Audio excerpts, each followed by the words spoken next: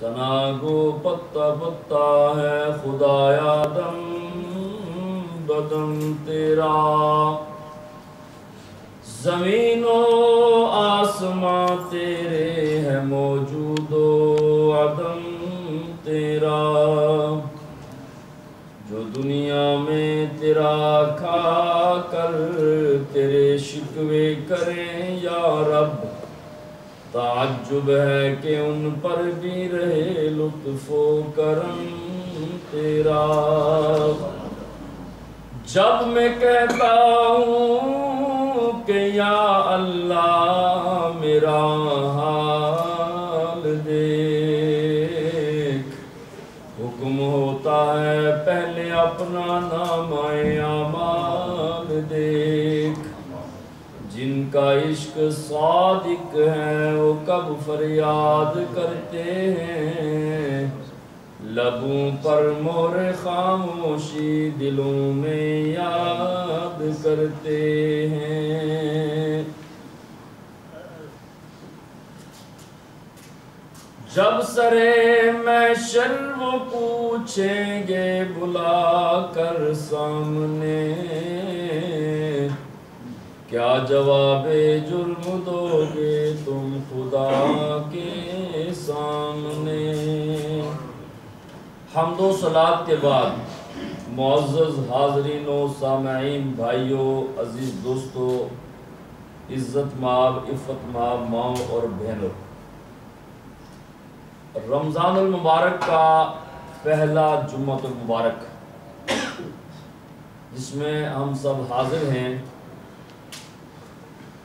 ہماری مائیں بہنیں بھی مسجد میں موجود ہیں جو کافی دیر سے یہاں صلاۃ التسبیح پڑھنے کے لیے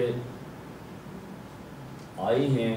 اللہ ان کے ذوق اور شوق میں برکتیں عطا فرمائے، اور جن جن خواتین نے جن جن دعاؤں کے لیے کہا، اللہ ان کے حق میں ہماری دعاؤں کو مقبول فرمائے۔ ہماری ایک بہن نے کہا کہ ان کی بھتیجی پاکستان میں تکلیف ہے، بیمار ہیں، اللہ ان کے اوپر مہربانی کرے، اللہ ان کو شفاء کاملہ عاجلہ عطا فرمائے۔ آج آپ کے سامنے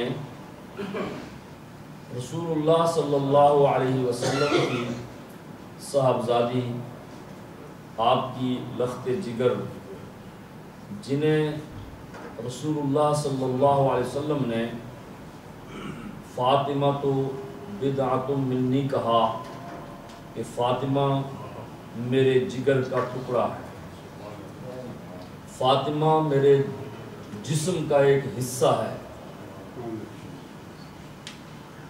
اب اگر اس پر گفتگو کی جائے کہ رسول اللہ صلی اللہ علیہ وسلم کے جسم کا حصہ، جگر کا ٹکڑا حضرت فاطمہ ہیں، ان کی کتنی عظمت بنتی ہے۔ آپ صلی اللہ علیہ وسلم کی شان یہ ہے کہ اگر دسترخوان کو کھانا کھانے کے بعد آپ ہاتھ لگا دیں تو اس دسترخوان کو دنیا کی آگ نہیں لگ سکتی۔ جس روٹی کو آٹا گوندتے ہوئے پھر روٹی جب تندور میں لگائی جاتی ہے، اللہ کے پیارے حبیب صلی اللہ علیہ وسلم نے خاتون جنت سے یہ فرمایا کہ بیٹی، کیونکہ حضرت فاطمہ الزہرا سلام اللہ علیہا اپنے ہاتھوں سے کام کرتی تھیں، محنت کرتی تھیں، گھر کا سارا کام خود کرتی، اور اس کے ساتھ ساتھ دینی جو مسائل ہیں، عبادات ہیں، ریاضتیں ہیں، شریعت کی پابندی ہے، اس کو کبھی آپ نے ترک نہیں کیا۔ یہ بہانہ نہیں بنایا کہ میں چونکہ گھر میں کام کرتی ہوں تو اب میرے پاس ٹائم نہیں ہے کہ میں اور بھی کچھ کروں، نہیں۔ خاتون جنت سلام اللہ علیہا عبادت بھی ساتھ ساتھ کرتی تھی اور ساتھ ساتھ گھر کا کام بھی کیا کرتی تھی۔ سیدہ فاطمہ الزہرا سلام اللہ علیہا کھانا پکا رہی ہیں، روٹی لگا رہی ہیں، اللہ کے پیارے حبیب صلی اللہ علیہ وسلم کا گزر ہوا، فرمایا بیٹی ایک آدھ روٹی میں لگا دوں؟ عرض کی ابا جی آپ کا تو یہ کام نہیں۔ فرمایا نہیں، میں چاہتا ہوں کہ ایک روٹی میں بھی لگا دوں۔ تو میں بات کہنا چاہتا ہوں کہ فاطمہ تو بدعۃ منی، فاطمہ میرے جگر کا ٹکڑا ہے۔ جگر کا ٹکڑا ہونا کتنی بڑی بات ہے۔ اب آپ صلی اللہ علیہ وسلم وہ آٹا اپنے پاکیزہ مقدس ہاتھوں میں لیتے ہیں، جن ہاتھوں کو اللہ تعالیٰ اپنے ہاتھ قرار دیتا ہے۔ ید اللہ فوق ایدیہم، کہ محبوب یہ تیرے ہاتھ نہیں بلکہ یہ اللہ کے ہاتھ ہیں۔ آپ صلی اللہ علیہ وسلم نے وہ پیڑا آٹے کا لیا، اس کی روٹی بنائی اور تندور میں لگا دی۔ باقی روٹیاں تو پک گئیں۔ عرض کی ابو جی میں نے جو روٹیاں لگائیں وہ تو ساری پک گئی ہیں، اور آپ نے جو لگائی ہے اس سے تو ابھی بھی پانی نکل رہا ہے، آگ تو اس کے قریب بھی نہیں جا رہی ہے۔ آپ نے فرمایا بیٹی روٹی کا مقصد نہیں تھا کہ روٹی لگانا کوئی ضروری تھا، نہیں، نبی کا ہر فعل امت کے لیے درس ہوتا ہے۔ نبی کچھ بھی کرے اس کا فعل امت کے لیے درس ہوتا ہے۔ اب یہاں پر آپ نے جو روٹی لگائی اس میں درس کیا ہے امت کے لیے؟ نبی کریم علیہ الصلوۃ والسلام نے فرمایا میری بیٹی فاطمہ روٹی لگانے کا مقصد یہ تھا کہ یہ دنیا کی چیز ہے آٹا، اس کو میں نے اپنے ہاتھ لگائے، میں بتانا یہ چاہتا ہوں جس آٹے کو محمد کے ہاتھ لگ جائیں دنیا کی آگ نہیں جلاتی، اور جس سینے میں میری محبت ہو اسے جہنم کی آگ نہیں جلاتی۔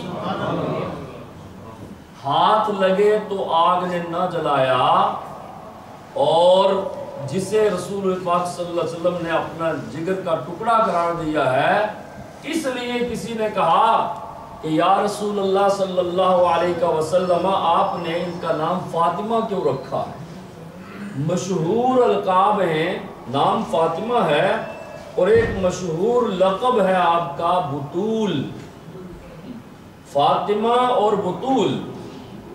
عرض کی حضور آپ نے فاطمہ کیوں رکھا ہے نام؟ آپ نے فرمایا اس لیے کہ اس کے چاہنے والوں کو فاطمہ کا میننگ بتاتا ہے کہ فاطمہ کے چاہنے والوں کو اللہ تعالی دوزخ سے آزاد کر دیتا ہے۔ یہ خود بھی آزاد ہے اور فاطمہ سے محبت کرنے والا شخص جہنم سے آزاد ہے۔ اس کی وجہ کیا ہے کہ بیٹیاں تو سرکار کی اور بھی ہیں، لیکن سب سے زیادہ جس بیٹی سے آپ صلی اللہ علیہ وسلم کو پیار تھا ان کا نام ہے حضرت سیدہ فاطمہ الزہرا سلام اللہ علیہا۔ اور حضرت فاطمہ الزہرا، یہ مختصر وقت میں بہت زیادہ باتیں میں نہیں کہہ سکوں گا، انشاءاللہ کل بھی پروگرام ہے، جو باتیں رہ گئیں تو کل انشاءاللہ۔ یہ تو ایسی خاتون ہیں، ان کے متعلق بیان کرنے کے لیے تو کئی گھنٹے چاہیے، زندگیاں چاہیے نبی کی بیٹی کی عظمت بیان کرنے کے لیے۔ سب سے بڑی بات یہ گھرانہ ہے صابروں کا، نبی کا گھرانہ صابروں کا گھرانہ ہے۔ مصائب و آلام، یہ میری مائیں بہنیں بھی بیٹھی ہیں، ہمارے بھائی بھی بیٹھے ہیں، بچے بھی بیٹھے ہیں، یہ ان کی زندگی کے حالات سننے کا، سیرت سننے کا مقصد یہ ہے کہ جو ان کی سیرت تھی ہمیں اس کو اپنانا ہے اور اپنی زندگی کو ان کی سیرت کے مطابق ڈالنا ہے۔ اصل تو بات یہ ہے، باقی اگر ہمیں کہو جی وہ بڑی عبادت کرتی تھی، وہ تو عبادت کرتی تھی، ہم نے کیا کرنا ہے؟ ہم نے ان کے نقش قدم پر چلتے ہوئے اللہ تعالیٰ کی عبادت کرنی ہے۔ تو حضرت فاطمہ الزہرا نبی کا گھرانہ یہ صابروں کا گھرانہ ہے۔ آپ مدینے سے لے کر مکے سے لے کر مدینہ، مدینے سے لے کر مکہ اور مکہ سے لے کر کربلا تک دیکھ لیں، نبی کا گھرانہ جہاں جہاں گیا ہے صبر کی داستانیں چھوڑتا گیا۔ اور یہ سیدہ فاطمہ الزہرا سلام اللہ علیہا بچپن سے ہی مصائب و آلام میں گر گئی تھی،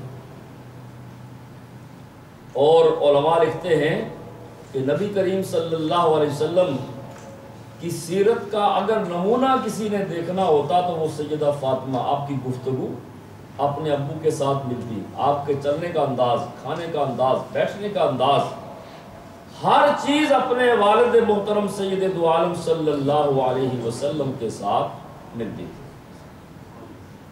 یہ چند سالوں کی آپ کی عمر ہے، مسائل کی بات کرو بچپن میں، اور یہ اللہ کے پیارے حبیب صلی اللہ علیہ وسلم مکہ المکرمہ میں نماز ادا فرما رہے ہیں۔ ذرا سوچنے والی بات ہے، صبر کس کو کہتے ہیں؟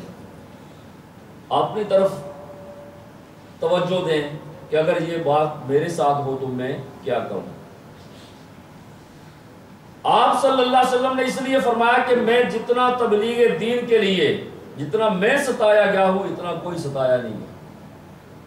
جتنی مصائب اور علام مصیبتیں میرے اوپر آئی ہیں اتنی مصیبتیں کسی کے اوپر نہیں ہیں۔ آپ صلی اللہ علیہ وسلم نماز فرما رہے ہیں، پڑھ رہے ہیں، اور وہاں کسی شخص نے اونٹ کو ذبح کیا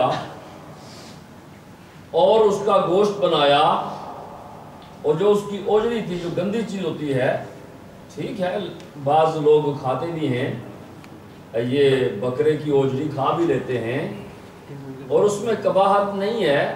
یہ بھی ایک مسئلہ لوگ پوچھتے ہیں کہ بھائی اوجری کھائی جا سکتی ہے؟ دیہاتوں میں تو لوگ بڑے مزے سے کھاتے ہیں، اور وہ پیٹ کے لیے بڑی اچھی چیز ہے۔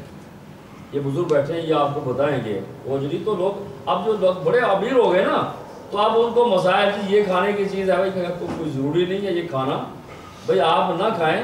لیکن جہاں غریب غربا لوگ ہیں، مجھے یاد ہے کہ ہمارے کشمیر کے اندر، ظاہر ہر علاقے میں غریب تو ہوتے ہیں، کچھ لوگ صرف جہاں کو قربانی وغیرہ ہوتی ہے یا صدقہ وغیرہ ہوتا ہے، گوشت تقسیم ہونے کے لیے کوئی ذبح کرتا ہے جانور کو، وہ صرف غریب اتنے ہوتے ہیں کہ اوجری لینے کے لیے بیٹھے ہوتے ہیں کہ بھائی یہ مجھے دے دو، باقی تھری غریب کھاؤ۔ تو یہ حالات پر منحصر ہے نا کہ کیا ہے، لیکن یہ اگر اچھی طرح صاف کی جائے تو یہ کھائی جا سکتی ہے، اس میں پرابلم نہیں ہے۔ بہرحال یہ میرا موضوع نہیں ہے، تو وہ ظاہر اچھی چیز نہیں ہے، ظاہری طور پر کراہت اس میں آتی ہے کہ اس میں جو کچھ ہوتا ہے اس لحاظ سے کراہت آتی ہے، لیکن اچھی طرح صاف کی جائے تو پرابلم نہیں ہے۔ اب انہوں نے کیا کیا، نبی کریم علیہ الصلوۃ والسلام نماز پڑھ رہے ہیں تو ان ظالموں نے، کافروں نے وہ اوجری لی، اور سرکار نماز پڑھ رہے تھے اور آپ کے سر پر آ کے وہ ڈال دی۔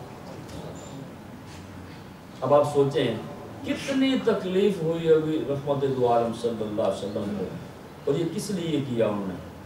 کوئی ذاتی دشمنی تو نہیں تھی، صرف سرکار دو عالم صلی اللہ علیہ وسلم یہ فرما رہے تھے کہ جن کی پوجا تم کرتے ہو وہ پوجا کے لائق نہیں ہے۔ پوجا کے لائق، عبادت کے لائق، ورشپ کے لائق صرف اللہ تبارک و تعالیٰ کی ذات ہے، اور عبادت کے لائق کوئی نہیں ہے۔